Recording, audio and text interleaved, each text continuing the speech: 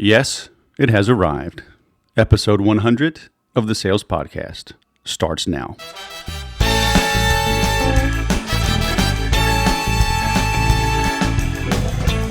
Welcome, friends, family, entrepreneurs, business owners, sales managers, professional salespeople, soon-to-be clients. Welcome to the 100th edition of the Sales Podcast.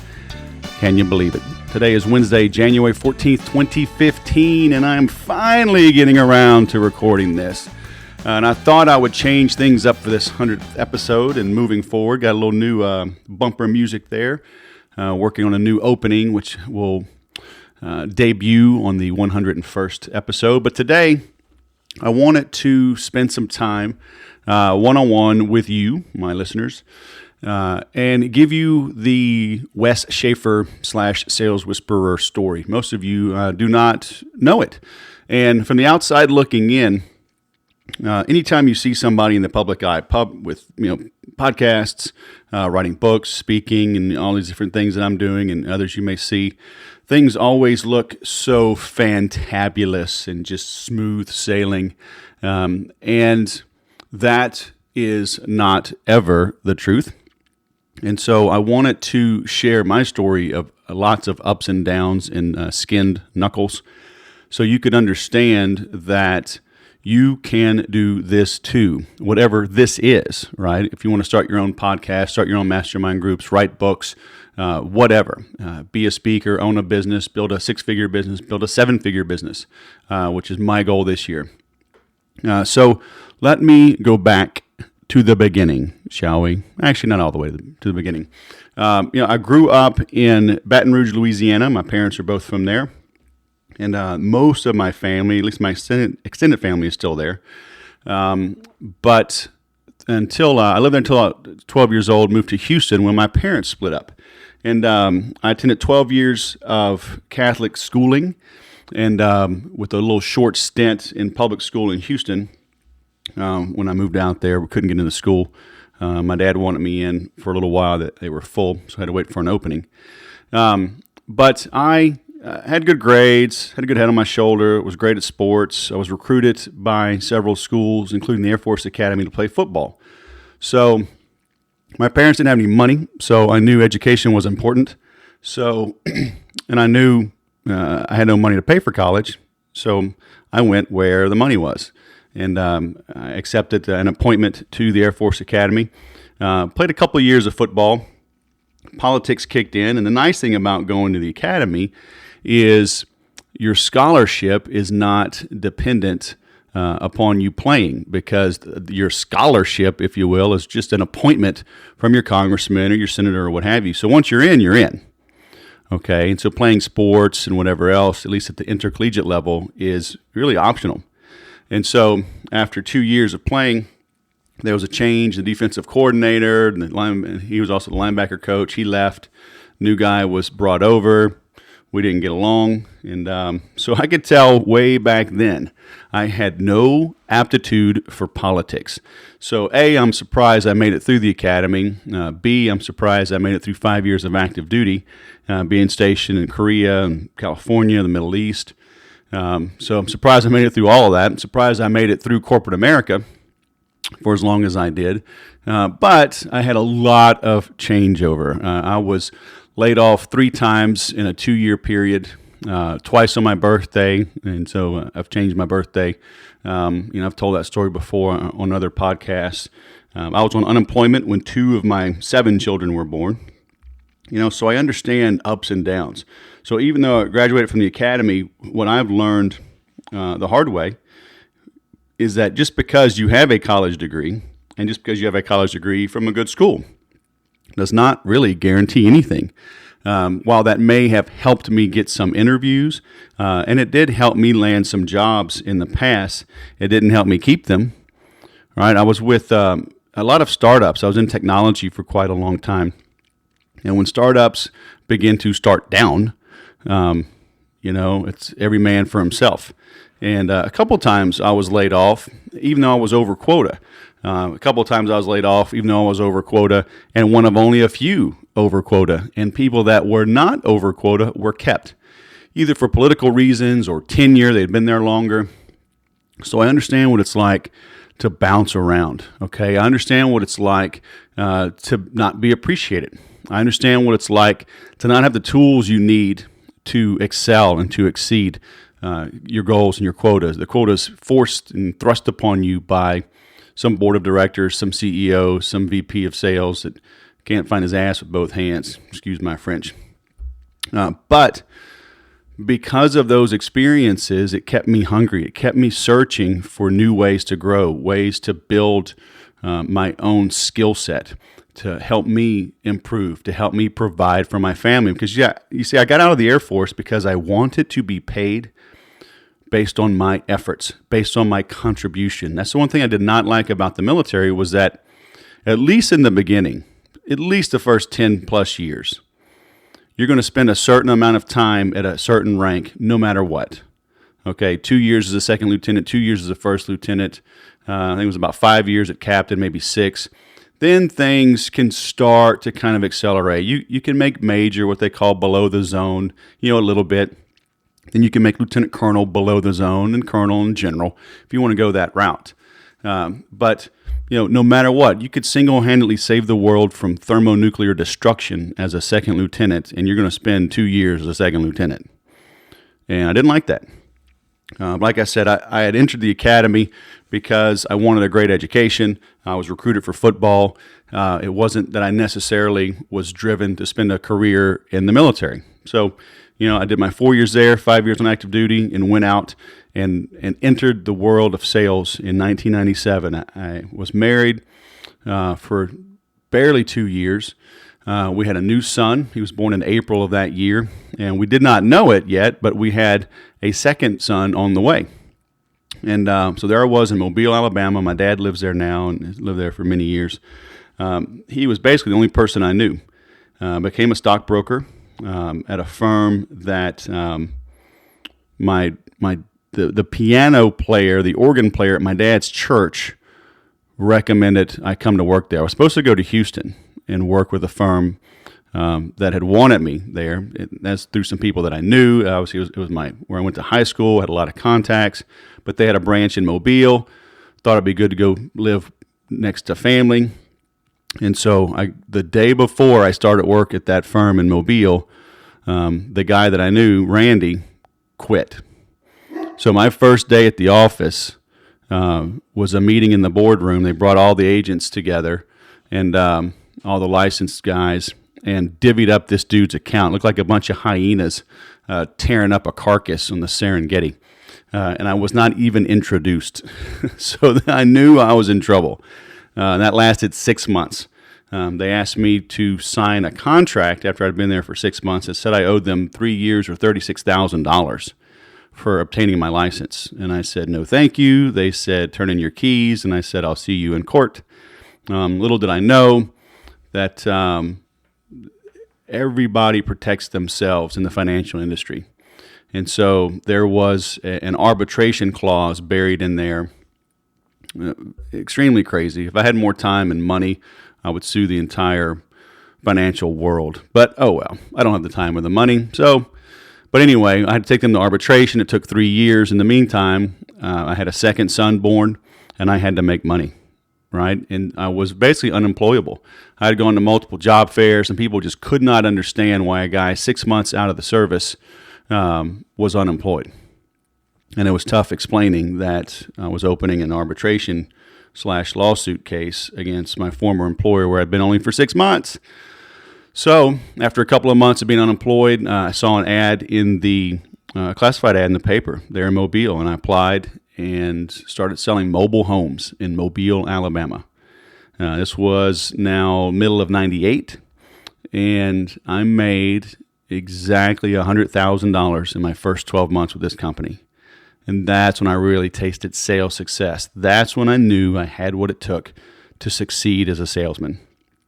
I was there less than a year and a half, and I was given my own store. They moved me all the way up to Corinth, Mississippi, 45 minutes north of Tupelo. Home of Elvis, baby. Elvis, you hear me? And a town of 11,000 people. And I wasn't there 2 or 3 months, the company fell on hard times. I had to start laying people off, really cut the store down to just about nothing, from 6 salespeople to 2. Let go of both my admin staff, let go one of my 2 service technicians, basically liquidated the store to cut inventory and carrying costs down as low as we could. And then I hung on for a few months, but the writing was on the wall. That place started closing factories and eventually declared bankruptcy. So those same recruiting firms that I was interviewing with a couple of years before then was now able to contact again. Now I had a couple of years under my belt, had a track record, and was actually hired by one of them to be sales with them. So I moved to Austin, and things started looking up. I had a little more stability. We were in a big city, had more options, began making contacts around town, was actually recruited by a West Point grad because of my initiative. Working at this headhunting firm, they specialized in placing military veterans, so guys and gals leaving the service. We helped them find jobs in corporate America.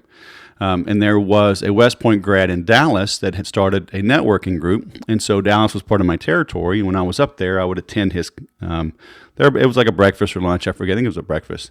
Anyway, 20, 30 people would show up at least at these things. And I said, hey, how come there's not one in Austin? And the guy said, start one. Okay, so I'd been at this company maybe 2 months, and nobody had started this type of networking event, even though a large number of Naval Academy, West Point, Air Force grads worked at this office. So I had my assistant pull up the database of those in the area. We sent out an email to maybe 400 people, and like 55 people showed up for lunch. And that networking group, so that was early 2000. So, man, 15 years ago from right now. And that group is still going, still meeting every month. And so within a few months, a West Point grad had stopped by. He covered the area, and they were growing. You know, this was the dot-com boom and hadn't started to bust yet. They were growing. He needed a sales manager under him, recruited me away, gave me a significant pay raise, and then I was in high tech. Okay, but all because of the initiative, you know, what I had started on my own. And here's a key. Here's a key to all of my success, really, and it should be and can be the key to yours. I did not invent the concept of a military grad networking mixer. I saw it somewhere, and I just rinsed, washed, and repeated. And things were fantabulously successful. Okay, I've done the same thing. If you look at my Infusionsoft cheat sheet, you look at my definitive guide in Infusionsoft, this podcast, my blog, everything. I see what other successful people are doing, and I emulate it. I don't steal the idea. I don't cut and paste, okay? But I model after it. Success does leave clues. Too many people are trying to invent the next great mousetrap, and it's foolish. Okay, see what's working out there and emulate it. Do this. Look in both your own industry, okay, but it's important to look outside of your industry to get inspiration. You know, and I always tell the story, you know, Henry Ford got the idea of the assembly line through watching a meat packing plant or a butcher shop, right, in, I think it was Milwaukee. Gutenberg with the printing press, right, he saw the grape presses where they would run the grapes through, and it would just through two big drums, and it would squeeze the juice out. And he says, why can't I put some letters on there and put ink onto paper? Right? So look outside of your industry as well. But the main thing is pull the trigger and ride the bullet. Okay? And that's a saying I got from Roy Williams years ago, a marketing guy out just south of Austin. So that's the other thing. So I emulate what others are doing, but I do it quickly. Okay. During my tenure in high tech, Facebook was one of my accounts, and I called on them up in the Bay Area at their headquarters. And I forget the exact saying that's painted on the wall, but you can look it up. But it's basically be bold, move fast, break things. Okay. You have to move fast. You have to launch. You have to ship it. Seth Godin's got a little series of books you can buy. It's like 5 of them. In a package, and they're cheap, and you can give them to your team. And basically, it's like, let's ship. Okay, Get it out the door. They call it the MVP, the minimum viable product. What's the minimum stuff you got to put in your book or your program or your mastermind group or your new mousetrap, right? What's the minimum things you got to put in there so you can launch, so it's viable? And you can always, especially you see it in software. So you release, version 0.5, and then you improve it, then you're on 1.0, then you're on 1.1, then you're on 2.0. You can't release 10.0. Whatever you release is 1.0. Okay? And no matter what, you need to look at what you can take away. It's the old saying, in Germany they call it less but better. Too many times here, certainly in America, certainly with most entrepreneurs, they think they have to do more. Okay, less but better. See what's working, pull the trigger, and ride the bullet. So there I was. Fast forward a few years, I'm with another startup. I was actually brought in. A guy was hired as the CEO of a startup in Austin, where I was living. He was the former president of sales at the company I was working at. And I had just gotten laid off by them in early 2004. This guy takes over as CEO at the exact same time in Austin. I'm living in Austin. He calls me up. I have a job before my 6-week severance package is up. So I'm working with them, high flying once again, and then the collapse begins just about as fast as it started. We went from $11 million in sales to $33 million, doubled headcount, and only grew to 44 million. Not good. Okay, you can't have a 5%, 10% growth in sales after you have a 100% growth in headcount. So the writing was on the wall once again. This guy Roy Williams had brought on. His training is relatively expensive. His courses could be $3,000 for a 2-day workshop, and I didn't want to spend that much money. But once you attended one class, you were an alum, and everything was 50% off. So right around that time, he brought in a guy named Steve Clark, whom I've interviewed here in the past on the Sales Podcast, and he had a 12-week sales training course for $600. And I was actually able to expense that with my current company, which was one good thing about them. And so I start this 12-week course, and it changed my life. It changed how I approach sales. It changed how I made sales. If you visit thesalesagenda.com, you can get the exact agenda that I learned then and have used ever since to take control of sales situations. So from that course, I then built a rapport with Steve and became his first licensee to start doing sales training under him. And it was in September of that year, 2006, that I bought the domain name, The Sales Whisperer. And I was literally watching an episode of The Dog Whisperer, which no longer exists because Cesar Millan got divorced. And so now you see it's like Caesar's Way or something. So it's another key to success. Make sure you marry well. But that's a whole other topic of discussion. So I lay the groundwork now in late 2006. I know the writing's on the wall at my tech company. They were going away. And in early 2007, they laid me off. And I was on my own and launched the Sales Whisperer full time. But I went back into corporate America twice before going it alone in the Sales Whisperer, totally full time, never going back to corporate America. Now keep in mind, I have my wife. We got married in September 30th, 1995. She quit her day job 2 weeks before that and has never gone back. We now have 7 children. So at the time, back in 2007, I'd have to go back and count on my fingers how many kids I had. So I was always cognizant of the fact that I had to provide a roof over their heads and food on the table. And I could have been maybe a little more aggressive at going on my own. But I don't know. Sometimes I'm a bit of the cautious type. And I mean, I've thrown caution to the wind. I've been burned. I've also succeeded. But I was not going to play with their future and their security. But, there is the old saying, you can't get to second base with your foot still on first base.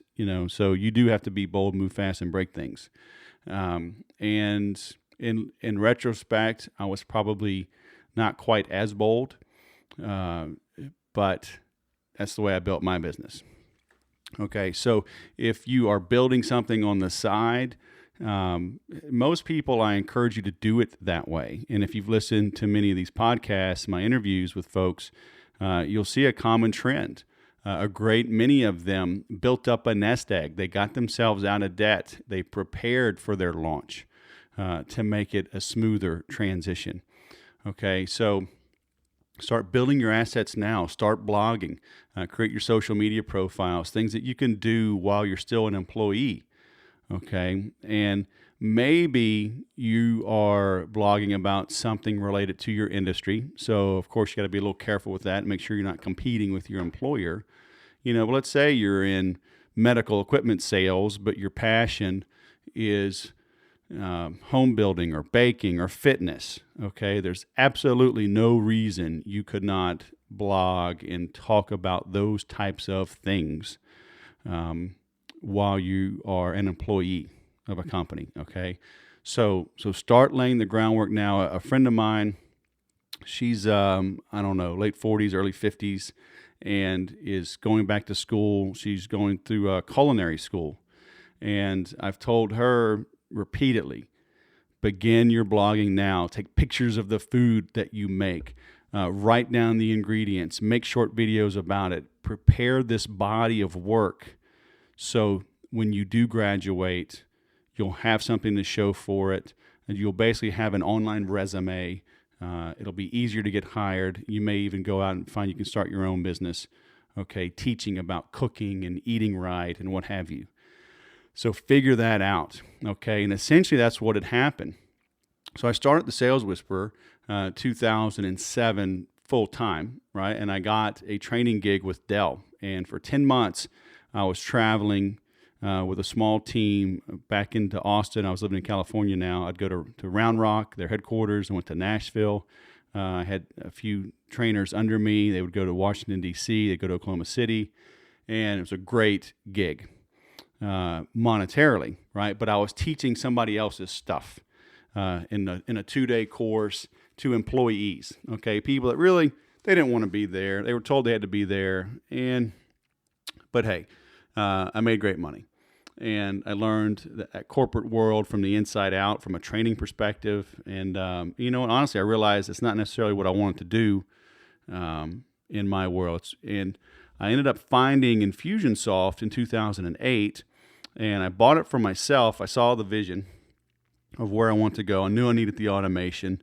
I saw the potential for having e-commerce and follow-up sequences and lead generation, yada, yada, and bought it for myself and got certified with them. But then I went back. I was recruited back into corporate America through some friends of mine. They were at another startup, and so they knew I had the Sales Whisperer, and I was going to keep that going. So that was one of the criteria. And it was too much money, honestly. It was a nice 6-figure gig on the West Coast. And I knew the economy was about to collapse. I couldn't pass it up, honestly. And I was working too hard. Once the Dell contract ended, it was great because of the money. It was bad because I traveled. It did not give me the time to really build up what the Sales Whisperer was, other than a name, right? And so I was working too hard, figuring things out, dwindling down my reserves. I didn't have a plan. So I went back into corporate America and began really blogging about Infusionsoft and how to use it and how it could help you. And that helped me learn it as well. But what happened was I started generating sales. I was essentially a glorified affiliate.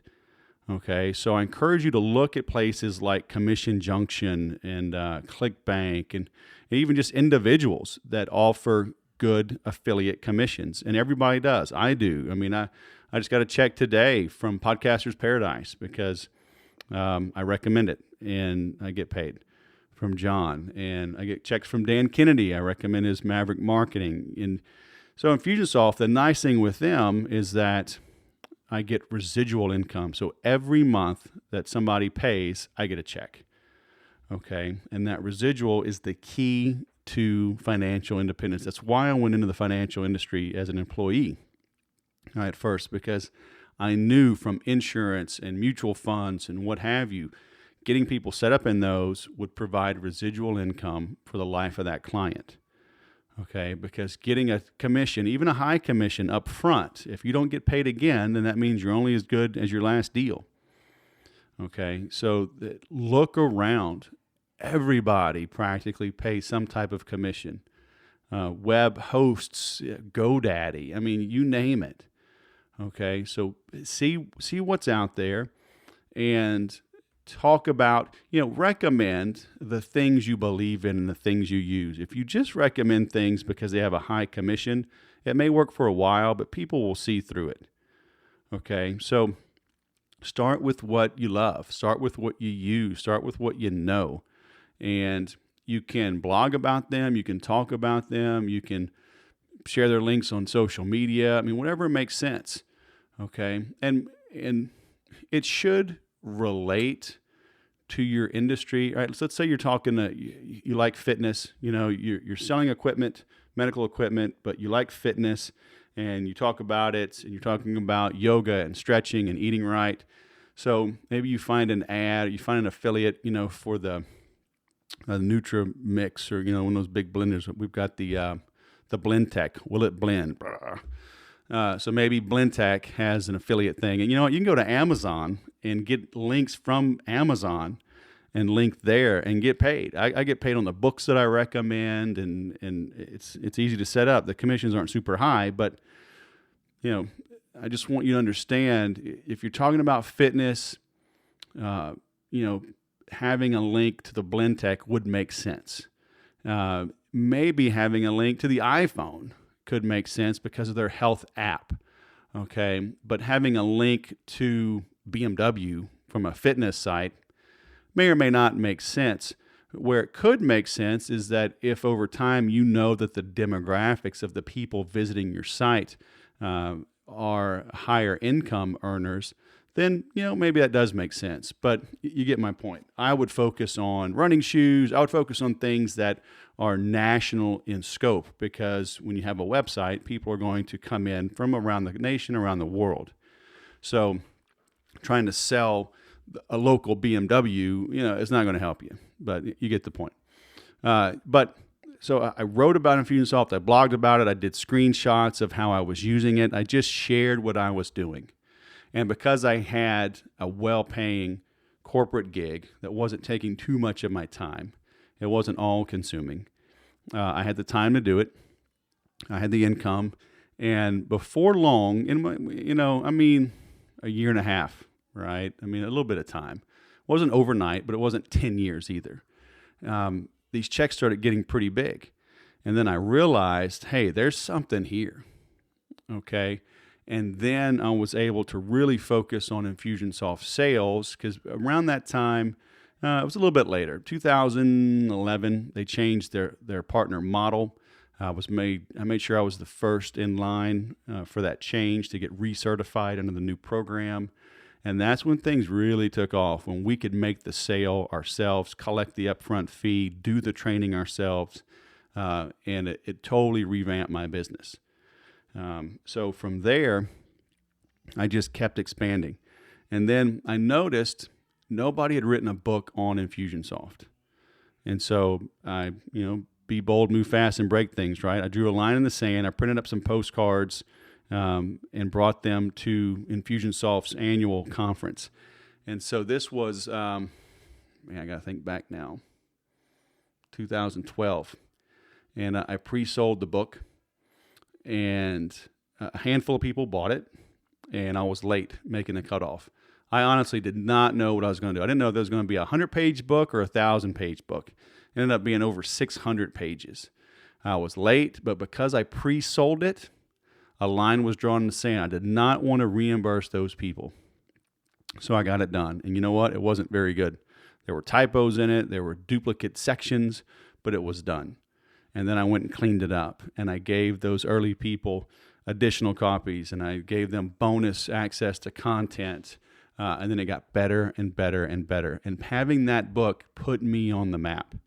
Okay, it gave me credibility. People on the outside looking in saw me as the expert, and more calls came in and less objections came in. and I did it all on my Mac in Apple Pages, which is like Word, okay, Microsoft Word, and I printed it on CreateSpace, which is owned by Amazon. And a $50 book cost me maybe $10, including shipping, okay, to get done. Now, you're not going to get rich on a book unless you have a worldwide bestseller, but it makes the phone ring. And I've gotten rich from the sales. It has helped me secure. So I encourage you to embrace and research and look into writing your own book. I've heard it said many times now that, having a book is the new business card for today, and I believe it. And having, I wrote the book on Infusionsoft, and that was obviously for a very narrow niche. Then I wrote my second book, which was really just a compilation of my weekly whisper. I pulled out 79 of them over the previous several years and put that into an easy-to-read format. Put in some pictures. Each one is only 1 to 4 pages long. Okay, so it's a quick read, and which brings me to the next point. You got to learn to write. I was fortunate that writing came somewhat easy to me. I have a passion for it, but still I study it. My skills have improved over the years. But you can begin writing, begin your blog. You can start for free. You can use like a TypePad or WordPress.com or WordPress.org. All that can be free. So there's no reason bringing that to hold you back. Okay, but I dove in I embraced new technologies. I taught myself WordPress back around 2000, early 2009 maybe, when I was using Infusionsoft, and I needed a website I could edit. I needed a way to embed web forms and order forms and buy now buttons. Okay, and it was a great skill set to learn. As I said, I taught myself how to write a book and do that through CreateSpace. I started a podcast, actually Southern Social Media, with a buddy of mine, Roger, way back in 2009. And then we didn't continue it. And I'm kicking myself in the butt for that. So if you find something that is a worthwhile venture, it's a worthwhile path to go down, stick with it. I picked up podcasting again. Obviously, this is the 100th episode. But man, I'm talking about a lot of lost ground to let that go away. Again, you're building up your body of work. The blogs you make, the videos you make, the podcasts you make, the books you write, all of this, it's a cumulative effect, and it eventually will have an exponential effect, although it does not feel like it in the beginning. Okay, and I've always said anything worth doing is worth doing poorly until you master it. So through all of these avenues, speaking, writing, blogging, publishing, podcasting, now I'm doing pay-per-click advertising. I'm always looking for ways to grow. I'm reinvesting my profits into my business, into myself. I can't tell you how many hundreds of thousands of dollars and hours and days and weeks and months of my life and my wife's life has been wasted by chasing dreams sold by others, okay, in the form of business partnerships. I've invested in franchises and lost my butt. I've invested in commercial property and lost my butt. Those things in and of themselves are not bad investments, but I didn't know anything about it, and I was not in control of the deal. So I was just trusting my partners and got hosed. So, and I think looking back, it's like I didn't trust my own abilities, okay, or I was getting greedy, right, looking for faster returns than what could be expected. So now, I invest in myself. I invest in my business. So I'm in control because I know that I have the skills and the drive and the dedication to get things done, to reach my goals, to grow, okay? And you need to trust in yourself as well. Find yourself a mentor, find a mastermind program, find a group you can join that'll keep you sharp, keep you learning new things. But look, at the end of the day, you have to pull the trigger and ride the bullet. You have to publish, you have to launch, you have to ship it. Okay, I see people all around, like they're professional learners. And you know what? They're probably not even professional learners. They're professional attendees and professional readers. Because if they were really learning, they'd be applying and doing. Because that's the only reason to go learn something, is so you can put it into practice and test it and grow on your own. Okay? So don't think you've got to learn one more thing. Okay? Jump in. I always say you can't steer a parked car. Okay? Get your car going. Start driving it. Go in a direction. Because even if you're going in the wrong direction, you won't know you're going in the wrong direction until you pass a few mile markers you don't recognize and you go, oh, wow, yeah, I'm going in the wrong direction. Okay? But more people fail, more businesses fail because they don't launch, because they don't implement the things they need to do. Because if you're just standing there, that is a decision. Choosing not to decide is still a choice. And so don't be a passive victim, okay? Grab life by the reins, move forward with passion and aggression and confidence. And again, that's where having an outside person like me can help you do that. So look in the programs I've got, the Market Like a Man, my Marketing Automation Network. These are affordable programs to help you learn, to help you grow, to help you implement, but they're not meant to take over your life. Okay, I'd encourage you to unsubscribe from most of the things you're getting. Your inbox is cluttered. It's cluttering your brain. You see that next good headline, so you're like, ooh, let me read that one. That's after I read that, then I'll get started. No, just go get started. Okay, so now here I am at the 100th podcast. After a couple of rocky starts, after several ups and downs in corporate America as an employee, lots of lost deals, but you know what? Every one made me tougher. Every win, every loss especially, made me more resilient. It truly is. Whatever doesn't kill you makes you stronger. These things have all made me stronger. This past summer, I joined the National Speakers Association. That's a big focus of mine moving forward this year. I'm doing more with PR. You'll start to see me on local television with the goal of getting on national TV, Fox News, CNN, whatever, Good Morning America. It'll probably take a couple of years to get to that point. But having books, being seen on TV, being heard on the radio, being seen as a keynote speaker, all those things make you the expert. And when you're the expert, people come to you. And now you are negotiating from a position of strength. When the people come to you for your assistance, you can dictate the terms. That's when you can choose who to lose.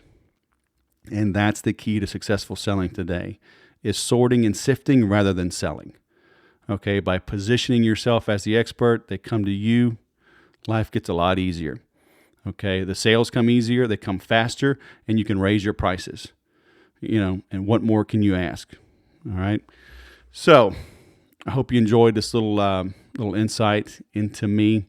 Even at this stage, though, this is my first podcast and even my first weekly whisper I'll be sending out tomorrow. First one of the year. I was a little bit sick, fighting my annual sinus infection. I just ran the 3.1 mile Tampa Bay Frogman swim to raise money for the families of Navy SEALs that have died in training or in combat. So I was gone for 4 days, and honestly, I was just tired. I took the family skiing as well. We went up to Big Bear.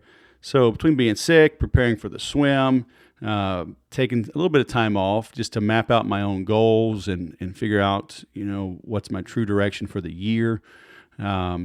And really hesitating on this podcast. How was I going to do this?